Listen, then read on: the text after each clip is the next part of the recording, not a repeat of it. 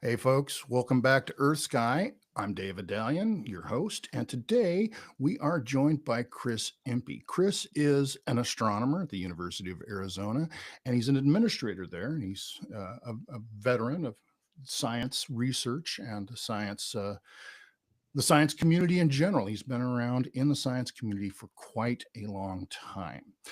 And very recently, Chris has done something which some people might find unusual. He's authored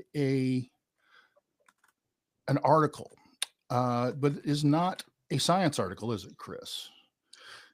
No, it's It, for the conversation, and it's a 30,000-foot view of what the implication of cuts to funding of federal research and would that's do. right. That's what we're talking about today. We're talking about cuts to funding in from federal funding cuts to the science community for the National Institute of Health and the National Science Foundation and other various places, and what that means for America's predominance or leading role as a producer of basic pure science research.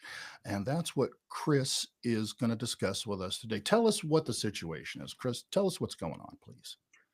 Well, the situation is that uh, this long-standing 80 or 90-year commitment of the American government to fund research because of the economic benefits is sort of on the verge of being broken, possibly irreparably, but certainly the cuts that have been seen so far and the ones that may be in the president's budget are deep and What not kind of going to. cuts have we seen? Well, we've seen modest cuts, the sort of 10% of federal agencies being laid off, their probationary workers and so on.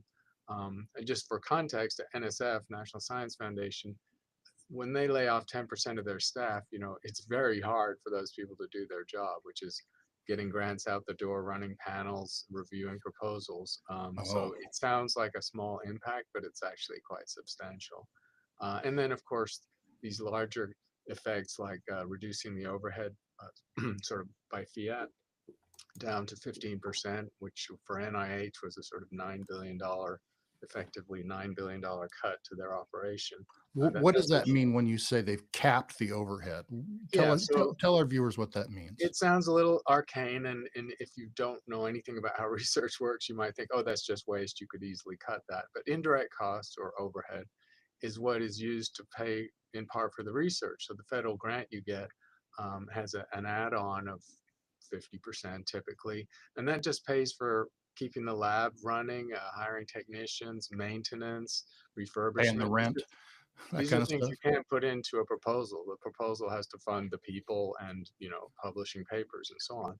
So this is again an agreement that's been between universities and the government for decades, that these are real costs of doing the research. Right. And so if you arbitrarily and suddenly force the overhead to be reduced from say 50% to 15%, you sort of stop the research from happening. It just won't happen.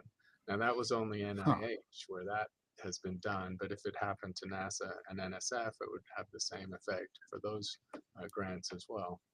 And are there proposals to do that to NASA and other It's agencies? it's not clear. There's so It many isn't moving clear. We parts. don't know There's what. so many executive orders. There's so much action that we essentially don't know. But the hints are that the president's budget is going to ask for a 30 to 50% cut to NSF overall, not just 10% of its staff, but 30 to 50% of its actual $9 billion budget, and that would eviscerate research and most of the pure research in the United States, which is done by the National Science Foundation.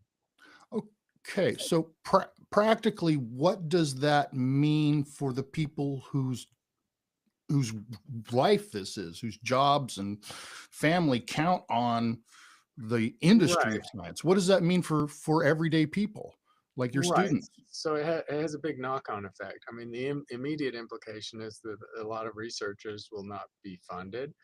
Many of them are on soft money. They're not all tenured university professors, so they will sort of be without a job. Many of the students and postdocs they would have hired will not be able to be hired and will have to do something else. So you'll see a hemorrhaging of young talent, especially from the sciences. And it'll happen pretty quickly because these budget cuts take effect immediately. Hmm. And again, this is a sort of this is a violation of the trust and the compact that the government has had with the science enterprise and with the American people since the Second World War. Because there's, the statistic that stuck in my head when I was researching for my article is that 85% of the economic growth of the United States since the Second World War is associated with science and technology and innovation. 85%. Almost all of our economic growth. 85%. Let that sink in. All but 15, the Right. vast majority, the plupart And then of the other telling statistic, because some people say, well, the business sector can just pick up the slack and, industry can do that. Now, in fact, investment in research and development by industry and corporations has grown. It has exceeded the federal portion, which has stagnated now for a couple of decades.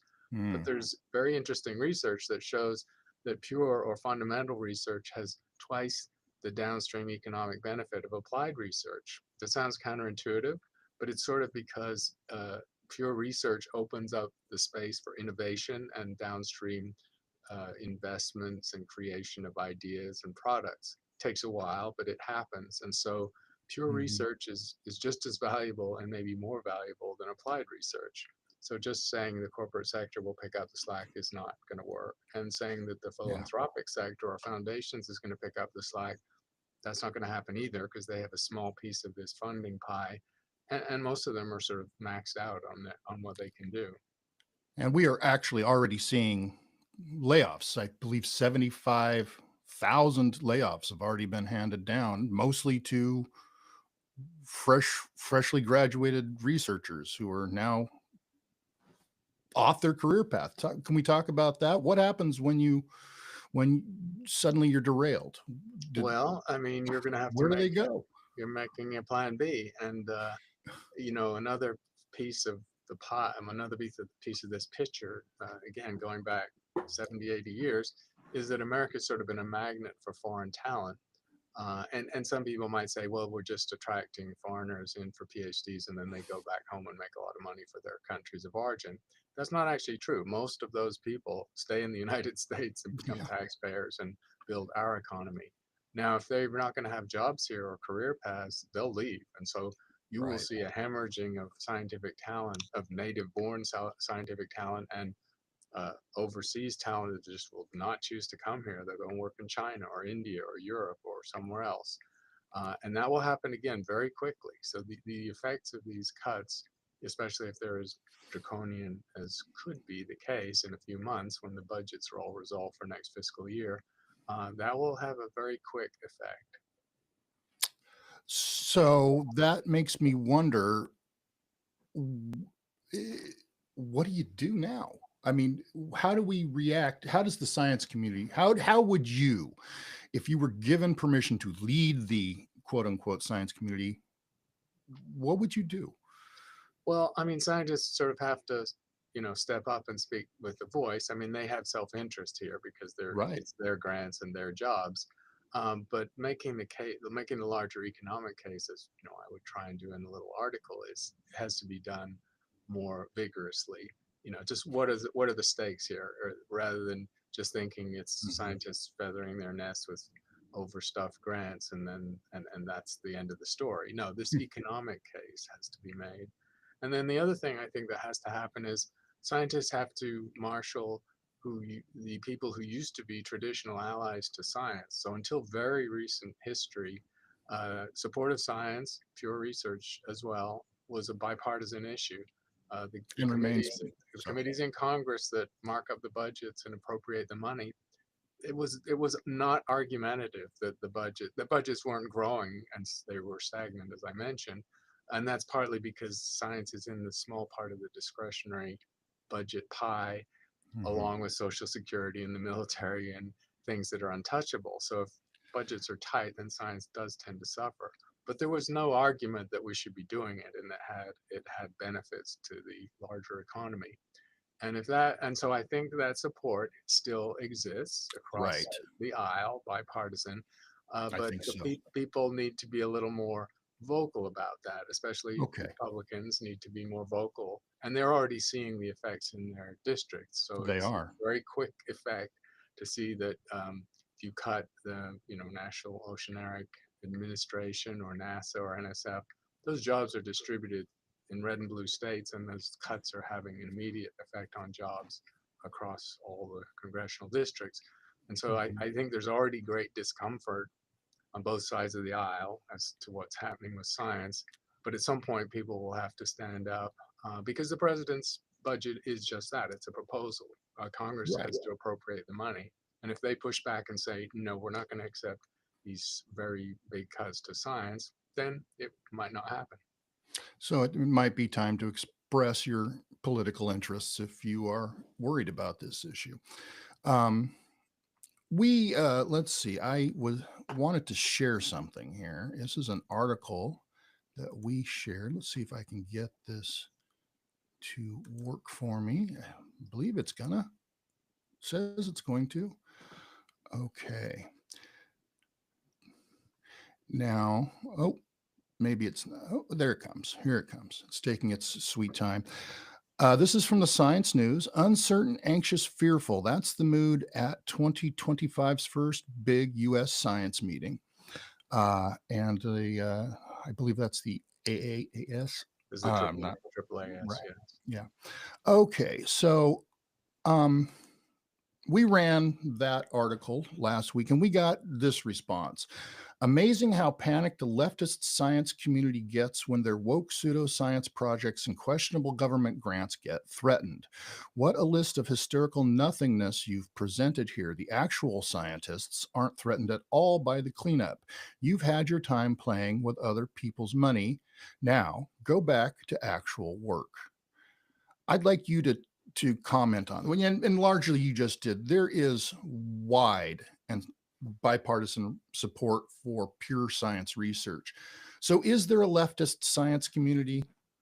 I mean, it is true since I work in academia. So the sort of left-leaning nature of the professoriate, that's well documented. I'm not going to argue about that. No. But the science community is much more evenly balanced. And in fact, if you go to this slightly more technical side of engineers, engineers tend to lean right. So science and engineering put together, I would say it's almost a wash. So it's simply not true that But is scientists are partisan players. And then okay. more fundamentally, science is not a partisan issue. No, it isn't, Science is it? doesn't benefit any particular flavor of political ideology. It's about gaining new knowledge and then applying that knowledge to create services or products or technologies that will benefit the larger economy, a demonstrated fact of the last decades. I believe we That's call all. that That's an investment. right, That's and an that's all the investment. goal is. So scientists don't go in every day, putting on their trousers with partisan legs in going into those holes.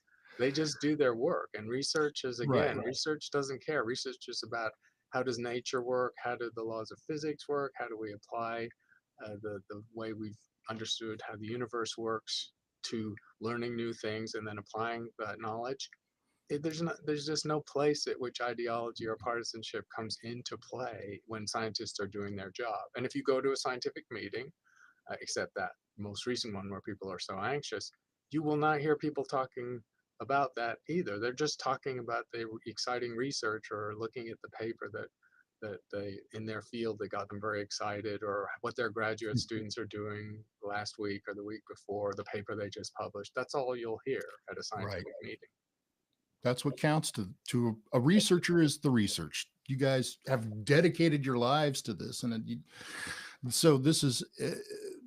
Did this come as a surprise? Let me ask that, or is this a longer term trend that we're seeing culminating? Which is it? Well, I Is this did new or is mention this old? that the science budgets have been stagnant for a couple of decades. So, Uh-huh. and there was a congressional push to get more science funding a few years ago, and it ground to a halt and didn't deliver.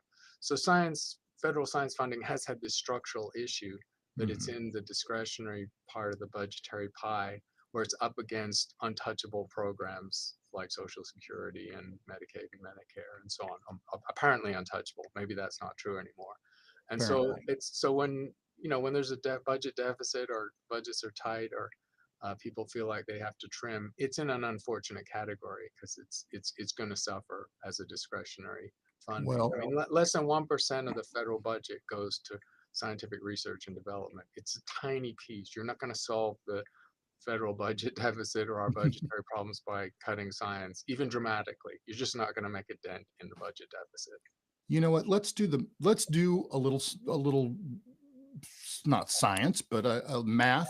So if 1% goes of the federal budget goes into science, peer research, et cetera, and 85% of the prosperity of the nation results, shouldn't we write that in big letters about a mile high and billboards all across the nation so people understand that?